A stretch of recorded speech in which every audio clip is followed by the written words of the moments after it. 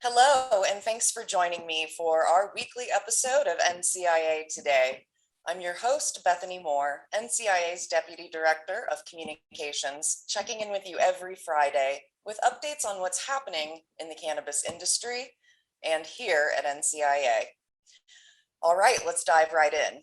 First, it's that time of year again when NCIA's Board of Directors nomination process begins. Board members are responsible for overseeing the strategic direction of the largest and most influential cannabis industry organization in the country. Board members are also responsible for building membership, fundraising, and ensuring that NCIA continues to be the strongest force advocating for the fair and equal treatment of the industry on Capitol Hill. Learn more on our website and throw your hat in the ring between now and the submission deadline of Thursday, September 30th. Okay, speaking of Capitol Hill, let's check in with our Director of Media Relations, Morgan Fox from our DC office on the latest coming out of the FDA. Hey Morgan, how's it going? How are these last few weeks of summer treating you? Brutally hot and humid, but that's pretty much par for the course around here. Yeah, same in Denver for sure. And it's still a little smoky too. So we're not exactly breathing very well. I mean, at least we've got that on you. Fair. So earlier this week, you published a blog, and I understand that the Food and Drug Administration refused to grant a request to a really prominent CBD producer, Charlotte's Web. I think most people have heard of that, to regulate the substance as a dietary supplement. This has been confusing for the hemp and CBD market ever since the 2018 Farm Bill passed. Can you break this down for us?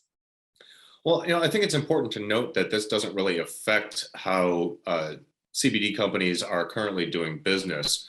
But it is just another incident in a long line of delays and refusals by the FDA to really tackle the issue of reasonably regulating CBD and other hemp-derived cannabinoids, but particularly regulating CBD as a dietary supplement or a food additive rather than as a new drug.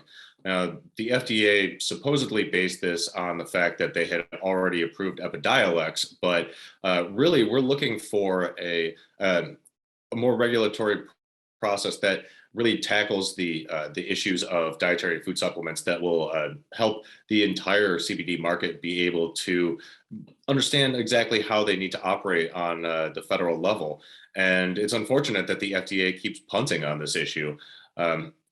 The delays are one thing, but the fact that they said that there was not enough safety evidence and that they would prefer to send this through the investigational new drug program really foretells a lot of potential problems for the cannabis industry at large, and not just the CBD and hemp industries.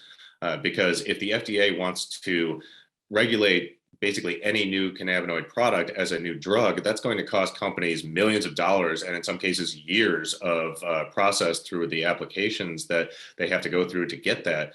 And that's going to decimate the CBD and eventually the cannabis industry once federal legalization hits. So it's really important that we do everything we can to try to urge the FDA to start to regulate this in a reasonable manner. Yeah, enough passing the buck around, right? It's time to get to action. So what can our listeners and NCIA members do at this point to get involved and maybe help this effort?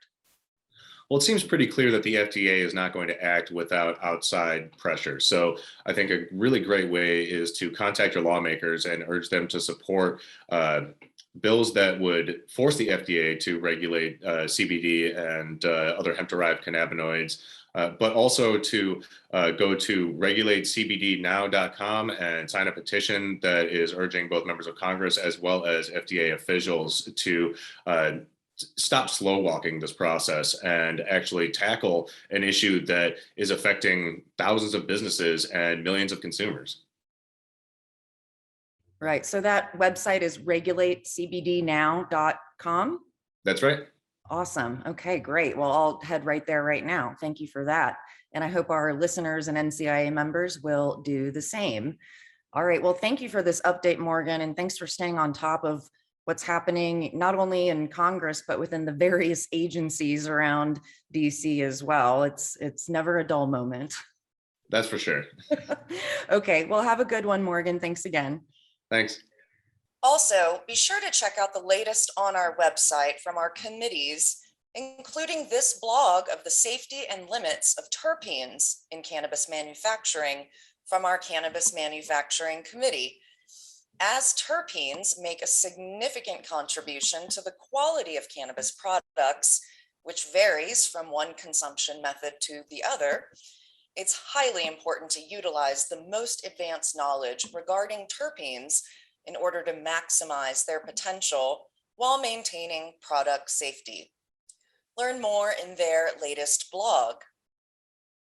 And from our Scientific Advisory Committee, their latest blog article aims to give you accurate and up-to-date information about cannabis and cancer by looking at the federal regulations governing cannabis research, reviewing past, current, and future research, and a review of how our cells and the endocannabinoid system work together to disable cancerous cells, and looking at institutions involved in cannabis studies.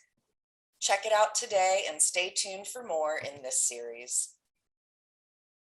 And remember to subscribe and tune in to both of our weekly podcasts, NCIA's Cannabis Industry Voice and NCIA's Cannabis Minority Report, which you can catch live on NCIA's Facebook page every Monday morning at 1 p.m. Eastern. And finally, grab your tickets now for the Midwest Cannabis Business Conference. Join us on September 22nd and 23rd in Detroit, Michigan. Current NCIA members receive discounted or even sometimes free tickets to our trade shows, depending on your membership level. Head to www.midwestcannabisbusinessconference.com today to secure your tickets. You'll soon be hearing more about our 7th annual Cannabis Business Summit and Expo in San Francisco as well, being held later in the year on December 15th through 17th. So stay tuned for those updates soon. In the meantime, follow us on Twitter, Facebook, LinkedIn, and Instagram to stay inspired and connected. If you're a member of NCIA, log into NCIA Connect and spark up a conversation with your fellow NCIA members and colleagues today. We'll see you next week.